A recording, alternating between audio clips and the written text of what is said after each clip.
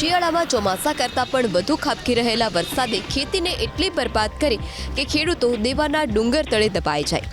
સરકારે પાક નુકસાની માટે સર્વે કરી સહાય કરવાનો નિર્ણય ભલે જાહેર કર્યો, પરંતુ ખુદ ભાજપના જ ધારાસભ્ય એવા કુમારભાઈ કાનાણીએ ખેડૂતોનું દેવું માફ કરવાની માંગ કરી છે. સરકારી કાર્યક્રમો પાછળ થતા બિનજરૂરી ખર્ચા તેમજ પ્રાથમિકતા ન હોય તેવા પ્રોજેક્ટ રોકી તે બજેટ ખેડૂતોનું દેવું માફ કરવા ઉપયોગમાં લેવાની પણ કુમાર કાનાણીએ માંગ કરી. નુકસાનીને વ્યાપક ગણાવી કોઈપણ પ્રકારની સહાય અપર્યાપ્ત હોવાથી દેવું માફી એ જ વિકલ્પ ગણી કાનાણીએ મુખ્યમંત્રીને પત્ર લખ્યો છે. છેલ્લે અત્યારે જ્યારે વરસાદ થયો, ખૂબ મોટા પ્રમાણમાં સર્વોચ્ચ લૂંટાઈ ગયું છે ખેડૂતોનું. કારણ કે મોખમાં આવેલો કોળિયો જતો રહેશે.